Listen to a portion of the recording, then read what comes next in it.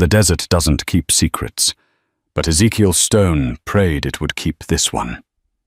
He offered a dying boy the last kindness he could. A swift end to his pain and a quiet grave under the Arizona sun. It was a simple act of mercy, a final silent goodbye to a stranger. But what Ezekiel didn't know, what no one could have known, was that the boy he buried was no ordinary drifter. He was the lost son of Governor Oakes Murphy, a man with the power to move heaven and earth to find him, and to hang the man who buried him in silence. The sun was a merciless hammer over the Sonoran expanse, beating down on the cracked earth and the skeletal remains of saguaro cacti. It was a land that baked secrets into the clay and bleached bones to the color of surrender. For Ezekiel Zeke Stone, this unforgiving landscape was a form of penance. For 5 years he had worked a small, dusty plot of land, a day's ride from the fledgling town of Redemption. His hands once quick with a revolver, now calloused from the plow and the hoe. The ghosts of his past were Legion members of the notorious Black Creek gang men he'd ridden with, bled with, and ultimately fled from. Here in the crushing silence, he sought not forgiveness but oblivion. He found the boy by accident. A stray calf had wandered into a dry arroyo, and while tracking it, Zeke saw the buzzard circling. It was a common sight, usually a coyote or a javelina, that had lost its battle with the heat. But beneath the circling specks, tucked into the meager shade of a palo verde tree, was a horse. Its head was low, its breathing ragged, but it was alive. And beside it, a figure lay unnervingly still. Zeke approached with the caution of a man who knew that trouble rarely announced itself politely. He moved with a quiet economy, his eyes scanning the terrain. There were no tracks besides those of the lone horse, no signs of a struggle. He knelt beside the figure.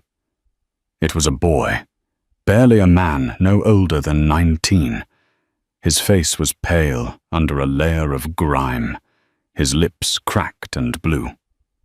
A dark, ugly stain spread across his stomach, the fabric of his shirt stiff with dried blood. A gut shot.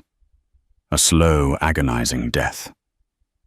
The boy's eyes fluttered open, the blue irises clouded with a pain so immense it seemed to have its own gravity. Water. He rasped the word, a mere scratching of sound. Zeke uncorked his canteen. He'd learned long ago not to waste water, but he'd also learned that some rules were meant to be broken. He gently lifted the boy's head and let a few precious drops moisten his lips. The boy swallowed with a grimace, the simple act a monumental effort. "Thank you," the boy whispered. His gaze was unfocused already, looking past Zeke into the shimmering heat haze. "Left me. They just left me." "Who did?" Zeke asked, his voice low and steady. It was the voice he used to calm spooked horses devoid of alarm. "Doesn't matter now." A cough rattled the boy's frame, and a fresh fleck of blood appeared at the corner of his mouth. "It's done." Zeke knew it was. He'd seen enough men die to recognize the finality in the boy's eyes. There was no doctor for 100 miles, and even if there were, this wound was a death sentence. All that was left was the pain. Zeke had a choice. He could sit here and watch the sun and the infection finish their brutal work, a process that could take hours. Or he could offer the only mercy he had left. It was a choice that yanked him back to a life he'd fought to bury. The life where such choices were currency. "Do you have a name, son?" Zeke asked. The boy tried to shake his head, a gesture of futility. No one's looking for me." His breathing grew shallower. He fumbled at his neck, his fingers too weak to work the clasp of a thin leather cord. Zeke helped him pulling a small silver locket free. It was tarnished and simple, but clearly an object of value. "Take it," the boy wheezed, pushing it into Zeke's hand. "For the water, for the kindness." Zeke's hand closed around the cool metal. It felt heavy, like a stone of judgment. He looked at the boy's face, contorted in a silent scream, as another wave of agony washed over him. The sun beat down. The buzzards continued their patient vigil. In that moment, the boy wasn't a stranger. He was every man Zeke had ever seen suffer every life cut short by the casual cruelty of the West. The boy's eyes met his, and in them was a plea that needed no words. End it. Ezekiel Stone's face was a mask of stone, but his soul was a maelstrom. This was the outlaw's calculus, the cold arithmetic of suffering. To let him live was torture. To kill him was a sin. But to a man like Zeke, who already believed his soul was mortgaged to the devil, one more sin in the name of mercy felt like a fair trade.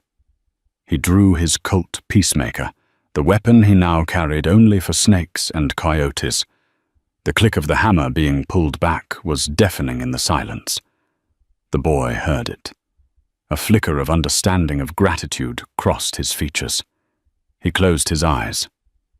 Zeke did not. He owed the boy that much. He owed him a witness. The shot was a single sharp crack that sent the buzzards scattering in a frantic black cloud. Then silence returned deeper and more profound than before. He stood there for a long time, the pistol heavy in his hand, the scent of gunpowder a foul ghost on the air. He had just executed a stranger out of pity. He was no longer just a farmer. The ghost of Ezekiel Stone, the outlaw, stood beside him, nodding in grim approval. The burial was a grim, solitary affair. The ground was hard as iron, and it took him 2 hours of back-breaking work with his shovel to dig a grave deep enough to deter the scavengers. He gently wrapped the boy in his own spare blanket. Before he covered him, he paused. He looked at the boy's face, now peaceful in death. Who was he? A runaway farmhand, a would-be prospector, a failed outlaw. He'd said no one was looking for him. Zeke had to believe that. His own survival depended on it. He took the silver locket from his pocket. His thumb traced its smooth surface. He should open it, find a name, a picture, something. But he couldn't. Opening it would give the boy an identity, a history.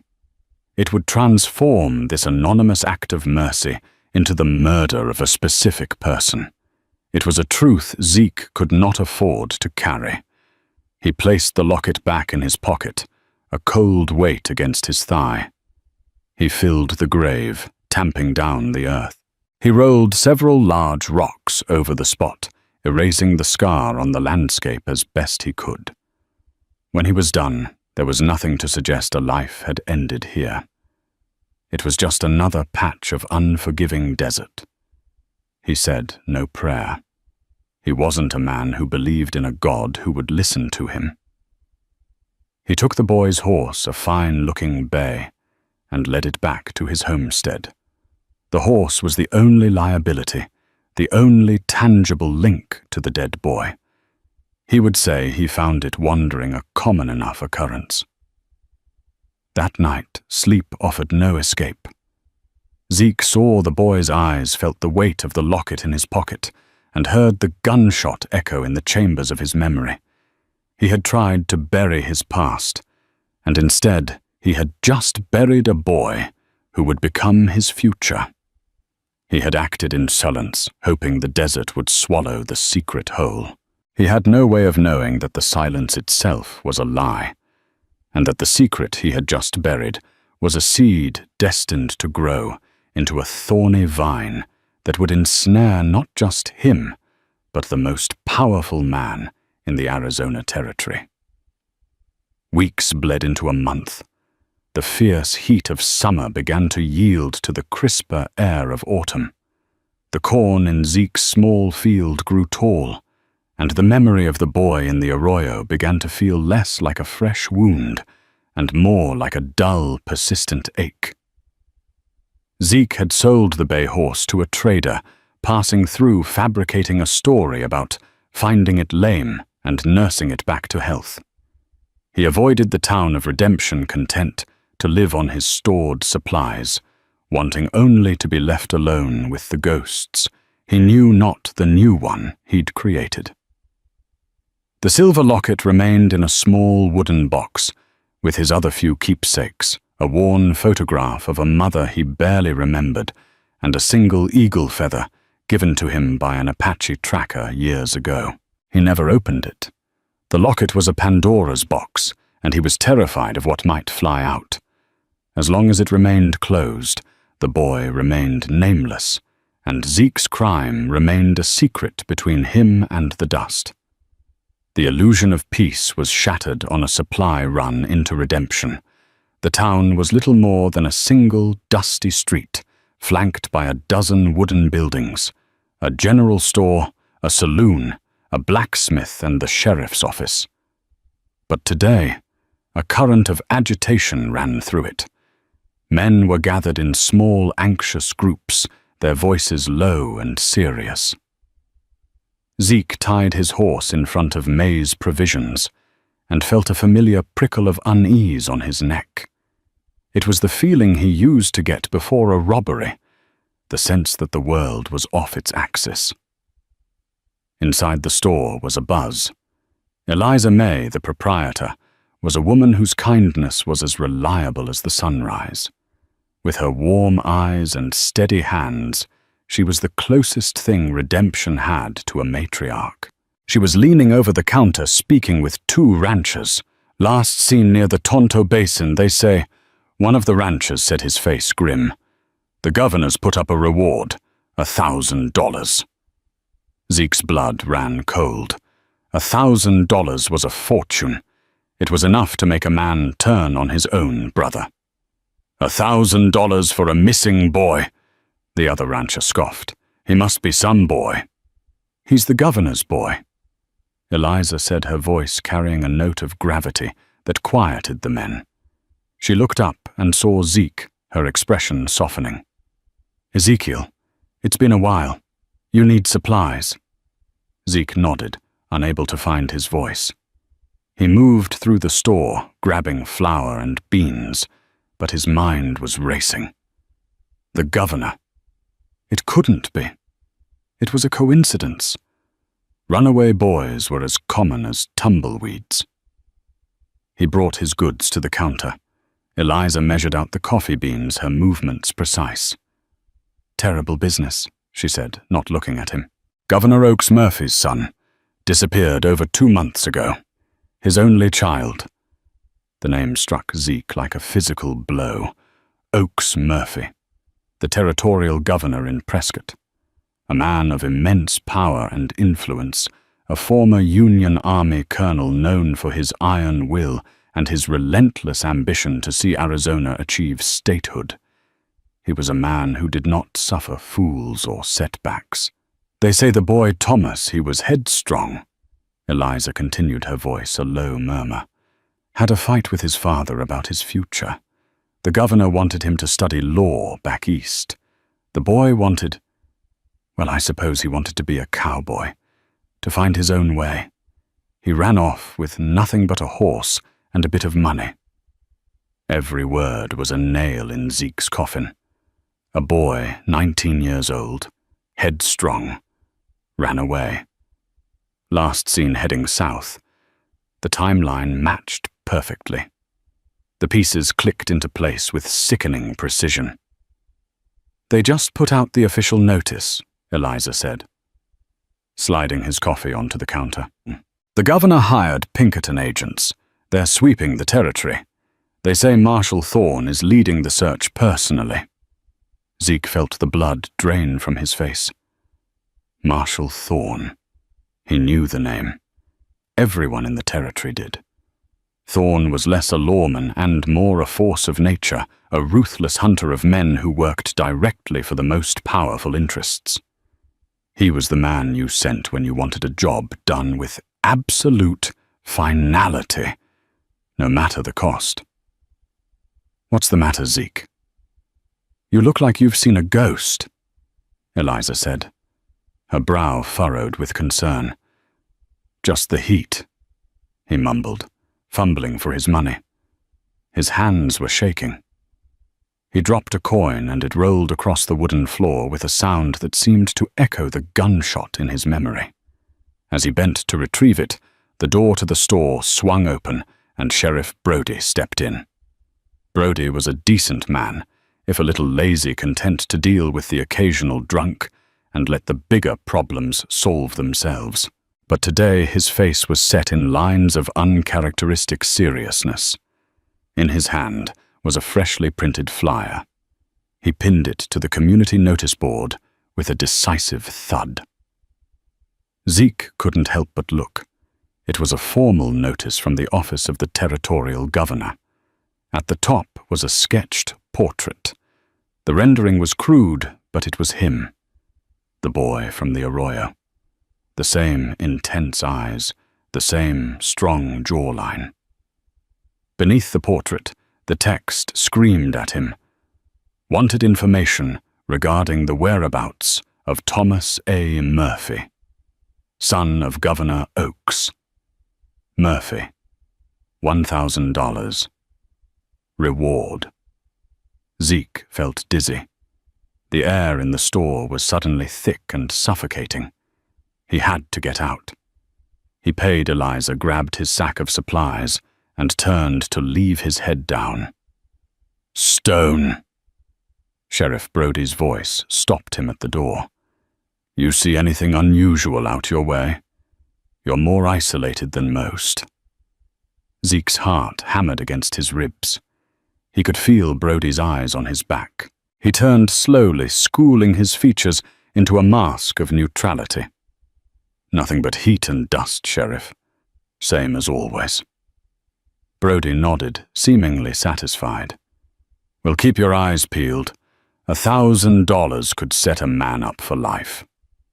The words hung in the air as Zeke stepped back out into the blinding sunlight. $1,000. It wasn't just a reward.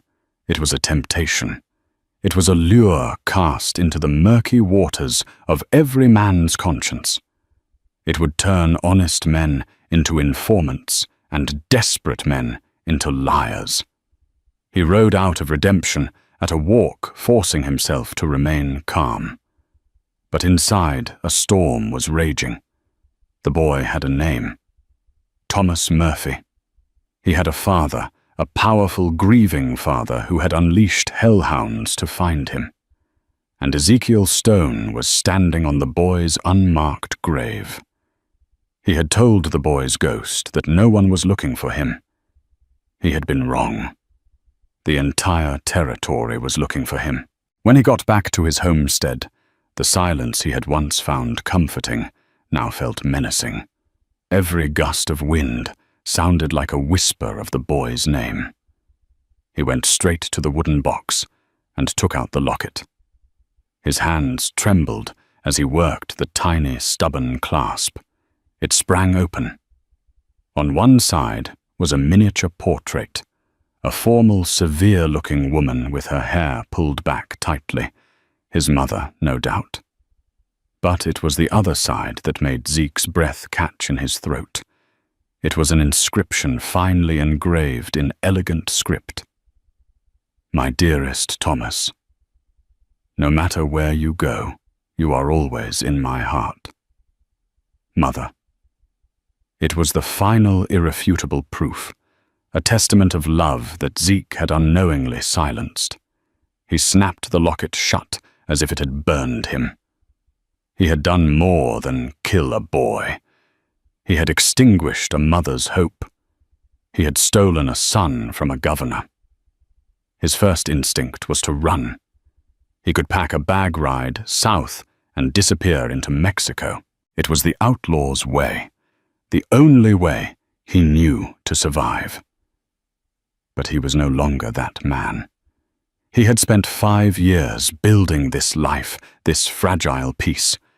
To run now would be to admit that his redemption was a sham, a lie, he told himself. But what was the alternative? To go to Sheriff Brody. To tell him he'd found the governor's son dying and put him out of his misery. They would call it murder. They would see the outlaw Ezekiel Stone of the Black Creek Gang, not the penitent farmer. They would see a man who killed for a horse and a silver locket. They would hang him. Marshal Thorne would see to it personally. Zeke was trapped. The secret was no longer a stone he could carry. It was a mountain threatening to collapse on top of him. He looked out at the vast, indifferent desert that stretched to the horizon. He had asked it to keep his secret, but he now knew the truth. The desert didn't bury secrets. It just waited for the right person to start digging. And Marshal Thorne was a man who always brought a shovel. The reward money poisoned the air in redemption. $1,000 was more than a temptation. It was a curse. Neighbor began to eye neighbor with suspicion. Old friends fell silent when one approached their conversations, dissolving into mumbled pleasantries. Men who hadn't worked an honest day in their lives suddenly became diligent observers, their gazes lingering on strangers, their ears straining for any profitable rumor. The bounty turned the entire territory into a web, and every citizen became a potential spider eager to catch a fly for the governor. For Ezekiel, his homestead was no longer a sanctuary, but a cage. He became a prisoner of his own land, startled by the snap of a twig, the call of a distant bird. He'd taken to sleeping in the barn, his colt beside him, his senses on a razor's edge. He imagined Marshal Thorne's agents hiding behind every rock, their spyglasses trained on his small cabin. He replayed the burial in his mind, obsessing over every detail. Had he left a footprint? A stray thread from the blanket? Was the earth too disturbed? The grave he had dug for Thomas Murphy was now a grave he was digging for himself deeper and deeper with each passing day of paranoia. Marshal Thorne did not ride into redemption. He materialized. One afternoon, as the sun began its slow descent, a lone rider appeared on the horizon. He was not a silhouette of a cowboy, but a stark black line against the orange sky. He rode a powerful black charger that moved with an unnerving purpose. As he drew closer, the town seemed to hold its breath. The rider was dressed entirely in black, from his flat-brimmed hat to his dust-covered boots. His face was gaunt, framed by a neatly trimmed graying beard, and his eyes were the color of a winter sky, cold, clear, and missing nothing. This was Roman Thorne. He didn't wear a star. He didn't need one. His authority was absolute, derived directly from the governor's office, and backed by a reputation for brutal, unerring efficiency. He bypassed the sheriff's office entirely, dismounting in front of the saloon. He moved with a stiff, precise grace, like a bird of prey. The men loitering on the boardwalk melted away, averting their gazes. Thorne's presence wasn't just intimidating.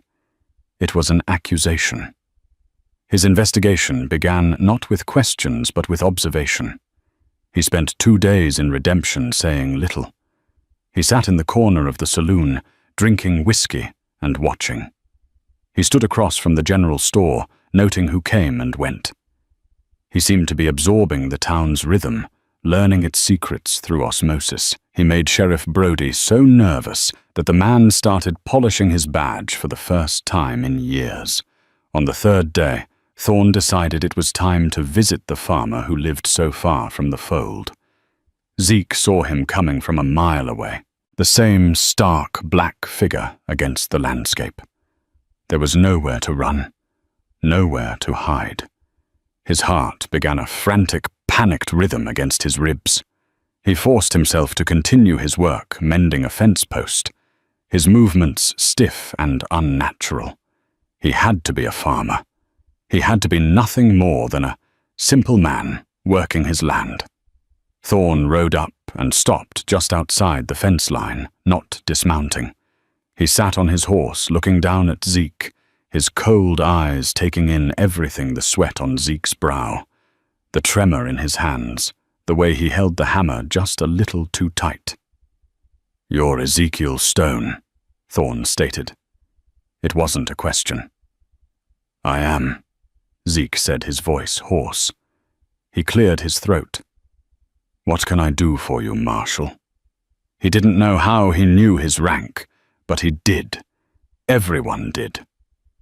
The governor's son, Thomas Murphy, disappeared about 2 months ago. Thorne said, his voice a low, gravelly monotone. His trail went cold somewhere south of the Tonto Basin. "That's your country. You're the last homestead for 50 miles in that direction." "I heard about the notice in town," Zeke said, forcing himself to meet the marshal's gaze. "A terrible thing. I haven't seen anyone. This land, it doesn't get many visitors."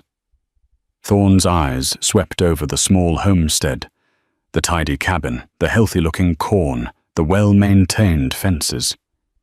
"You keep a clean place, Stone. You work hard. It's all a man can do." "Some men work hard to build things." Thorne mused, his gaze drifting towards the arroyo, where Zeke had found the boy. "And some men work hard to bury things." Zeke felt a jolt, as if the marshal had read his mind.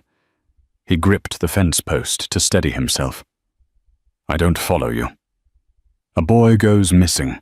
A boy on a fine horse with a bit of money and a silver locket. A valuable boy. Thorne continued, his eyes locking back onto Zeke's. Now a man with a colorful past a man who knows how to make people disappear might see an opportunity in that. He might find the boy, see he's in trouble, and decide to take the horse, the money, the locket, and leave the boy for the buzzards. Or if he's feeling particularly ruthless, he might not want to leave a witness. Every word was a perfectly aimed blow. Thorne was painting a picture, and Zeke was the subject. Zeke's past, the one he thought he'd escaped, was being resurrected by this cold-eyed man. "My past is my own," Zeke said, his voice dangerously low.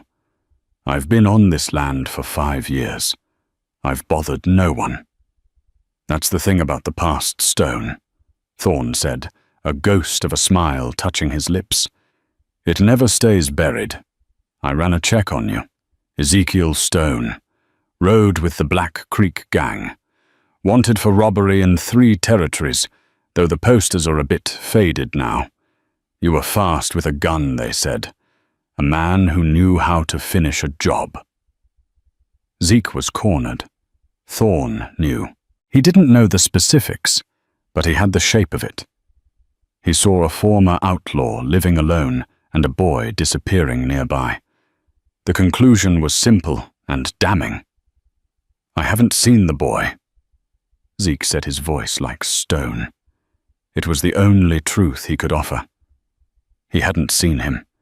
He had found him dying. It was a semantic shield, but it was all he had. Thorne watched him for a long, agonizing moment. He seemed to be weighing Zeke, measuring his fear. $1,000 is a lot of money, Stone," he said finally. "But a hangman's noose is a powerful persuader. If you hear anything, you send word. I have a feeling this land hasn't given up all its secrets just yet." With that, Thorn wheeled his horse around and rode away, leaving Zeke standing in a cloud of dust and dread. The interview was over, but the interrogation had just begun. Thorn had marked him. He had planted his flag on Zeke's soul and promised to return. Zeke stumbled back to his cabin, his legs weak. He had survived, but barely. He felt exposed, stripped bare. Thorn's visit had confirmed his worst fears. His past made him the perfect suspect. He wasn't an innocent farmer. In the eyes of the law, he was a wolf in sheep's clothing. As dusk settled, casting long, eerie shadows across the land, Zeke sat by his window, watching the horizon where Thorn had disappeared. The fear was a living thing inside him, now coiling in his gut. He was trapped between a truth he couldn't tell and a lie that was falling apart. And then he saw it. A flicker of movement near the old well far from the road. It wasn't the marshal. This figure was slighter moving with a familiar slinking gait. The man stepped out from behind a stand of mesquite, and the last light of day caught his features. Zeke's blood turned to ice. It couldn't be. It was Gillas Kane, a weaselly, treacherous member of the old Black Creek gang. A man who had once tried to shoot Zeke in the back over a game of cards. Silas here at his homestead. It wasn't possible. Silas raised a hand, not in greeting, but in a gesture that said, "I see you." He grinned a wide, predatory smile that Zeke remembered all too well. The world tilted on its axis. He had the law hunting him from the front, and now a ghost from his past had just crept up behind him. Silas couldn't know about Thomas Murphy. But he knew Ezekiel Stone. He knew what Zeke was capable of. And as Silas started walking toward the cabin, his eyes gleaming with a greedy, familiar light, Zeke knew one thing for certain. Silas hadn't come for a friendly reunion. He had come because, like a vulture, he could smell a secret, and he would tear Zeke apart to get it. The sight of Silas Kane, his greasy hair, the rotten-toothed grin, the shifty eyes that never settled on one spot for too long, was a venomous taste of a past Ezekiel had tried to spit out. Silas had always been the jackal of the Black Creek gang, nipping at the heels of the lions waiting for a scrap, and ready to betray anyone for the promise of an easy dollar. Zeke didn't move from the window. He watched Silas saunter toward the cabin, his posture a mix of false bravado and genuine menace. The last 5 years melted away in an instant. He was no longer a farmer in his home. He was an outlaw in his hideout, and a rival had just found him. Zeke's hand instinctively went to the Colt, holstered at his hip. The cold, familiar weight was a grim comfort. He met Silas at the door, blocking the entrance with his body. He stood a full head taller than the other man, a fact he used to his advantage, casting his shadow over Silas as the last of the daylight faded. "Kane," Zeke said, his voice flat and hard as a river stone. "You're a long way from any place that'll have you." Silas's grin widened, though it didn't reach his eyes. "Ezekiel, look at you. Playing farmer. I almost didn't believe it when I heard the whispers." "Zeke Stone's gone soft," they said. "Planted himself in the dirt out in Arizona. Never took you for the type to trade a 6-shooter for a shovel." "What do you want, Silas?" Zeke cut through the preamble. There was no friendship here, no nostalgia. "Just passing through," Silas said, his eyes darting past Zeke, trying to get a look inside the cabin. "Heard there was a big reward being offered in these parts. $1,000 for a missing boy." He paused, letting the words hang in the air between them. And then I hear the governor's top dog, this Marshal Thorne, is sniffing around one particular homestead. A homestead belonging to an old friend. So that was it. Silas hadn't seen anything. He hadn't been there. He was just putting pieces together, the reward, the Marshal's interest, Zeke's known history. He was prospecting for a secret he could leverage.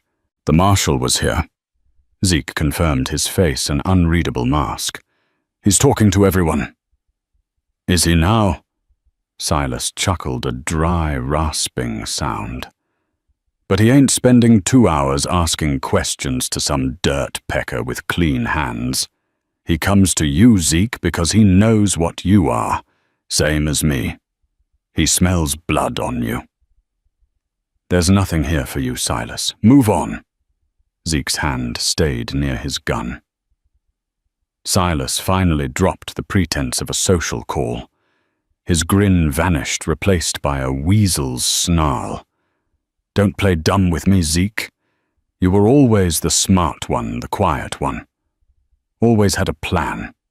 You've got something buried out here, and I don't mean vegetables, and whatever it is, Thorne wants to know about it.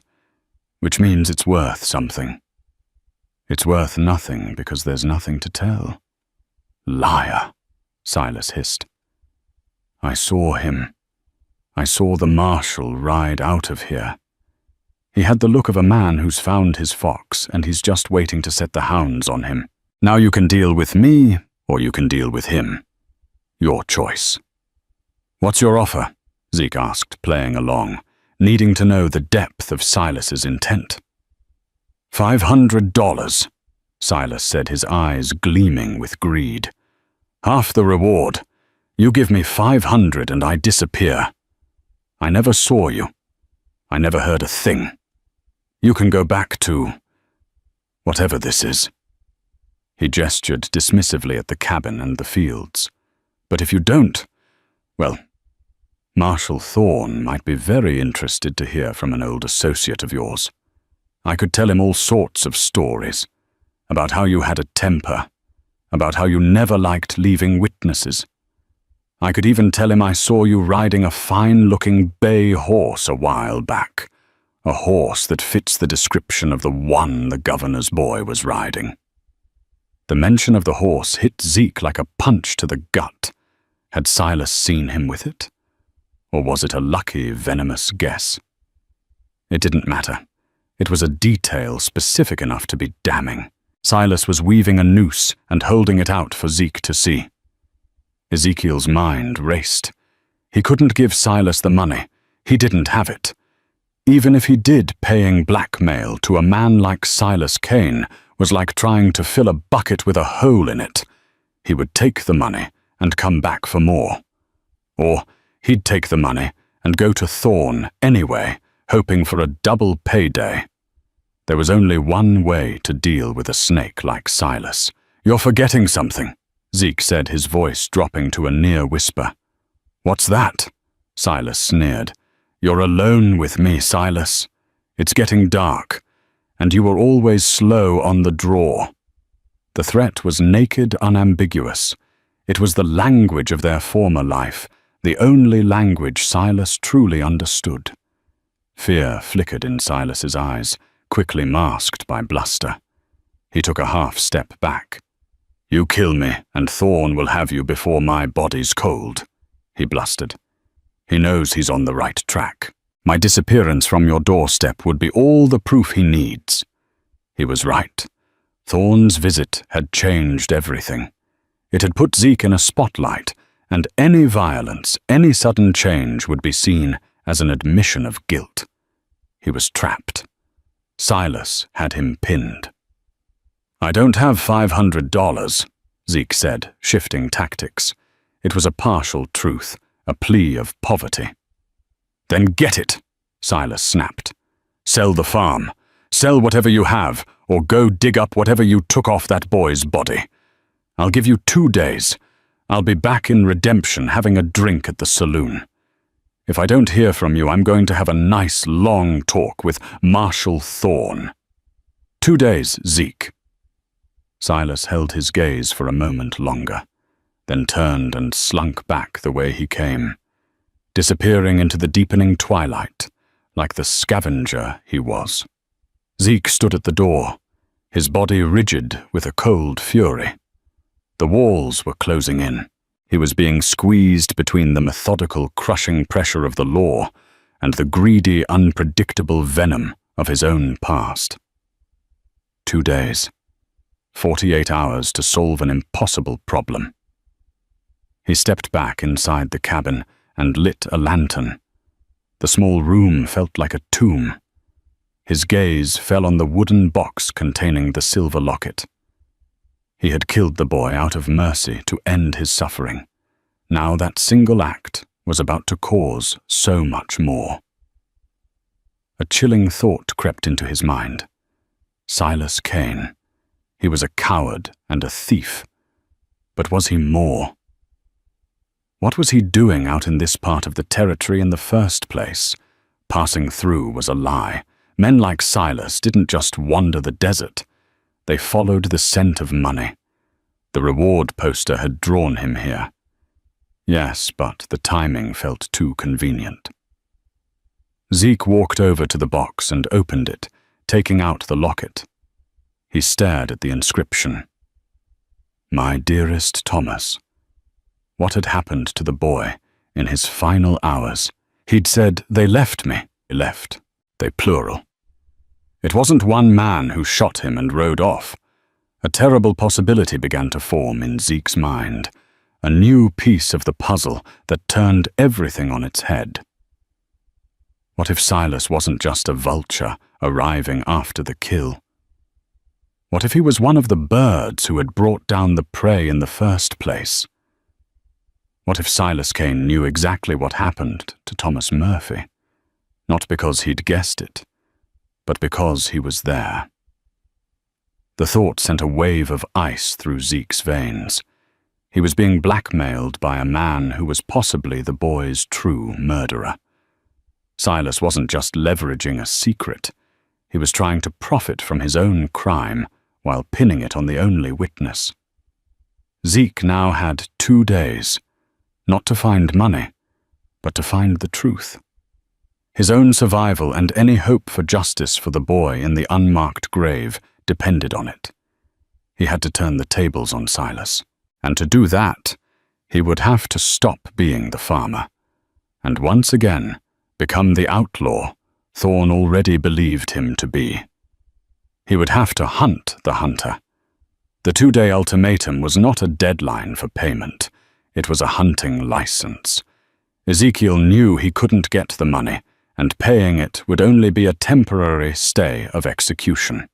His only path to survival was to dismantle Silas Kane's leverage, and the only way to do that was to unearth the truth of what happened in the desert. He had to prove Silas was not just a blackmailer, but the boy's killer. He didn't ride for redemption immediately. Instead, under the cloak of pre-dawn darkness, he rode back to the arroyo. The grave, covered in heavy stones, was undisturbed, a silent, painful monument. He wasn't there to dig. He was there to think. He stood over the spot and closed his eyes, forcing himself back to that blistering afternoon. The boy's face pale with agony, the rasp of his voice. They left me. Not he. They. Silas was a jackal, but rarely a lone one. He was a follower, a parasite who attached himself to stronger, more decisive predators. Zeke sifted through the rogues' gallery of his memory, the faces of the Black Creek gang. Who would Silas team up with for a bushwhacking? It wouldn't be for a small score. They would have been after something valuable. The horse, yes. But maybe more. What if they knew who the boy was from the start? What if the robbery was targeted? The idea was audacious. A plan to rob the governor's son would require inside knowledge. It was too complex for a simple scavenger like Silas. This meant Silas had a partner, and that partner was smarter and more dangerous than him. Zeke's mind latched onto a detail Silas's threat about the horse. "I could even tell him I saw you riding a fine-looking bay horse a while back." It was too specific for a guess. Silas must have seen the horse either before or after the attack. If he was one of the attackers, he would know the horse was gone. He must have tracked it, seen it in Zeke's possession, and waited. He waited for the reward to be posted for Marshal Thorne to apply the pressure. And then he made his move. He wasn't just an opportunist. He was a patient spider. Armed with this terrifying new theory, Zeke formed a desperate plan. It was a classic outlaw's gambit, a bluff built on a sliver of truth designed to provoke a confession. He had to make Silas believe he knew more than he did. He had to turn Silas's greed and cowardice against him. He rode for redemption, not as a farmer, but as the ghost of Ezekiel Stone, the outlaw. He left his work shirt and worn-out pants behind. He donned a black shirt and his old gun belt, the leather worn smooth from years of use. He was no longer hiding what he was. He was using it. The saloon in Redemption was a hazy, sweat-stained box, smelling of stale beer and desperation. It was the town's nerve center, the place where rumors were born and deals were made. When Zeke pushed through the batwing doors, the low hum of conversation faltered. Heads turned. The man who entered was not the quiet farmer they knew. This was a different man, harder, colder, with eyes that swept the room and missed nothing. Marshal Thorne's visit had put Zeke under a microscope, and now his sudden transformation was a source of intense speculation. Silas Kane was exactly where he said he'd be, hunched over a whiskey at a corner table. With him was another man. This man was large and brutish, with a broken nose and small, piggish eyes. He was a heavy-set man, known only as Cobb, a drifter who had appeared in town a few weeks prior, working odd jobs and keeping to himself. Seeing them together sent a jolt through Zeke. The "they" from the boy's last words suddenly had a second face. Zeke ignored them. This was theater, and the first act required patience. He walked to the bar and ordered a whiskey, his back to the room. He spoke to the bartender just loud enough to be overheard by the nearest patrons. "Looks like my time on that farm is about up," Zeke said, his voice laced with a convincing despair. "Some men just won't let the past die, squeezing a man for every last cent he has." The bartender, a nervous man named Flip, just nodded and polished a glass. The words, however, spread through the room like a contagion. Men nudged each other. "Stone's in trouble." The whispers reached Silas's table. Zeke could feel his gaze, a physical weight on his back. He was setting the hook. He downed his whiskey in one gulp, slammed the glass on the bar, and turned. His eyes met Silas's. He gave a slow, deliberate nod, an acknowledgement of the power Silas held over him. Then he walked out a picture of a defeated man. He didn't go far. He stepped into the dark alley between the saloon and the general store, a place of deep shadows and discarded refuse. He waited, his heart pounding a steady, controlled rhythm. He didn't have to wait long. Footsteps crunched on the gravel behind him. It was Silas, with Cobb lumbering behind him like a trained bear. "Ready to talk business, Zeke?" Silas sneered, his confidence buoyed by his hulking companion. "My friend Cobb here was just telling me how persuasive he can be when people don't want to pay their debts." Cobb grunted and cracked his knuckles, the sound echoing in the narrow alley. "I don't have the money." Zeke said, his voice quiet. That's the wrong answer, Silas said, stepping closer. We gave you 2 days. Time's almost up. You were there, weren't you, Silas? Zeke said, his voice changing, losing its tone of defeat and taking on a sharp, accusatory edge. Silas stopped. What are you talking about? In the arroyo. Zeke pressed on his eyes, locked on Silas's. You and Cobb, you didn't just stumble onto this. You ambushed him. You shot a boy in the gut and left him to die in the dirt. For what? His horse, a few dollars. Silas and Cobb exchanged a fleeting, panicked glance. It was all the confirmation Zeke needed. You're crazy, Silas blustered, but the denial was weak. Thorn's got you spooked. No, Zeke said, taking a step forward, forcing both men back. I'm not spooked. I'm talking about the locket. He pulled the silver locket from his pocket, holding it so it caught the faint light from the saloon window. The one with his mother's picture inside. The one he tried to give me for a drink of water. The sight of the locket struck Silas like a physical blow. His face went pale. He had no idea Zeke had it. This was a detail he couldn't explain away. You were there, Silas stammered. After you left, Zeke lied, his voice like ice. I found him. I heard what he had to say before he died. He told me everything. This was the final piece of the bluff. Zeke was banking on the fact that the dying boy might have said something, anything that only the killers would know. Cobb, less cunning than Silas, took the bait completely. He was alive. You said you finished him, he growled, turning on Silas. I thought I did.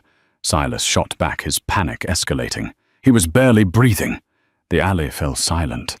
The confession, accidental but absolute, hung in the air between them. Zeke had them.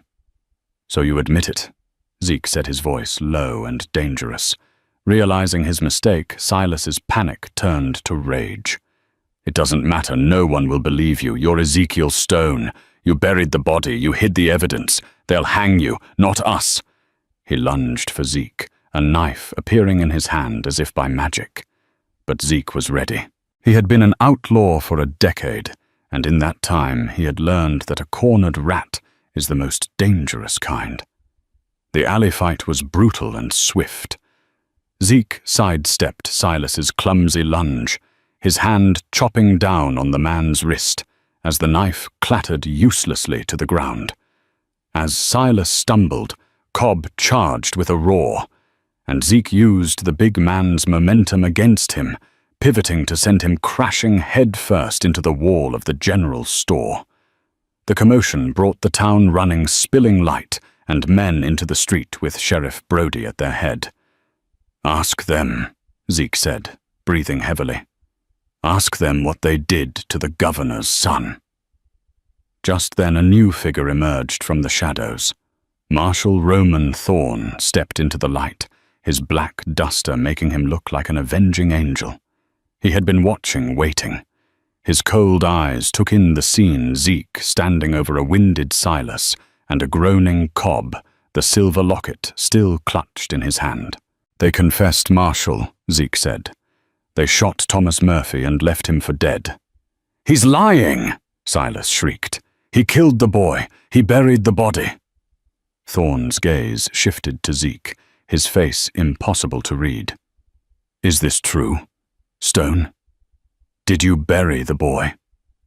Yes, Zeke said, his voice clear and unwavering for all to hear. He was dying. There was nothing to do but end his suffering. I gave him a merciful death and a quiet grave. It's more than they gave him. A murmur went through the crowd. It was a harsh calculus they all understood. At that moment, Cobb, seeing the game was over, made a desperate move. He pulled a pistol and fired not at Zeke, but at the marshal. Time seemed to slow. Zeke reacted without thought, his old instincts taking over. He threw himself at Thorne, pushing the marshal to the ground as the bullet whistled past. In the same motion, Zeke drew his Colt and fired once. Cobb crumpled to the ground, his gun smoking as silence descended. Zeke had just saved the life of the man sent to hunt him.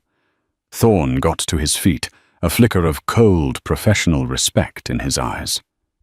"Sheriff," he ordered, "put this one in irons." He gestured to the cowering Silas, then turned to Zeke.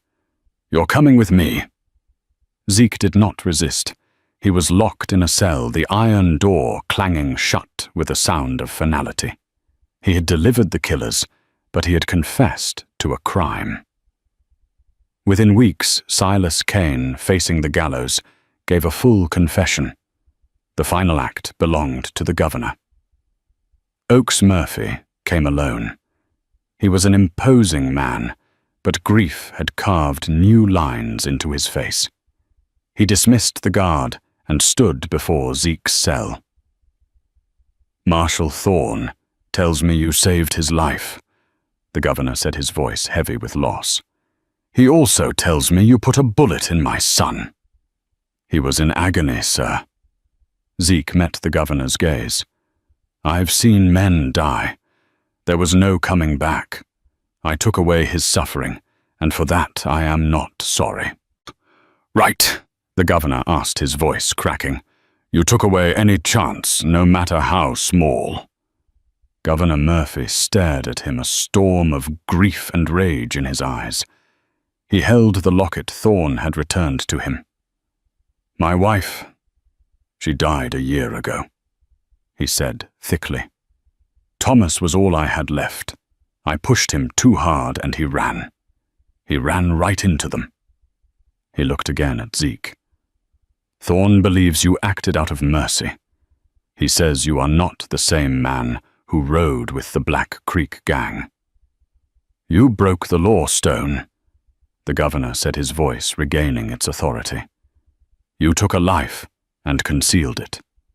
Your silence caused my family unimaginable pain. I cannot let that go unpunished." Zeke braced himself. "However," the governor continued, "the men who murdered my son will hang. That is their justice. As for you, your silence was a cruelty, but your bullet was a mercy. The West is a place of contradictions. The murder charge is dropped, but there are still old warrants. You will serve time for the man you were, but you will not hang for the man you are." The governor turned, then stopped at the door. "Thorne believes you can still be a decent citizen. Do not make a fool of me." He left. Ezekiel Stone sat on his cot, a man condemned and saved in the same breath. He had lost his farm and his freedom, but he had found something he thought long dead, a sliver of honor. By burying a stranger in silence, he had nearly buried himself. But by speaking the truth, he had found a brutal, painful, and unexpected redemption. The story of Ezekiel Stone and Thomas Murphy is a testament to the harsh and complicated morality of the American West. It's a place where mercy can look like murder, and silence can be as deadly as a bullet. Ezekiel paid a price for his actions, but in the end, he brought the truth to light, proving that even a man with a dark past can fight for what is right. Governor Murphy was left with the devastating truth, but also with the knowledge that his son did not die alone and forgotten. If this story of justice, secrets, and redemption in the unforgiving desert resonated with you, please consider giving this video a like and sharing it with someone who appreciates a true Western drama. And don't forget to subscribe to the channel for more stories from the annals of history. Your support allows us to continue bringing these incredible forgotten tales to light. Thank you for listening.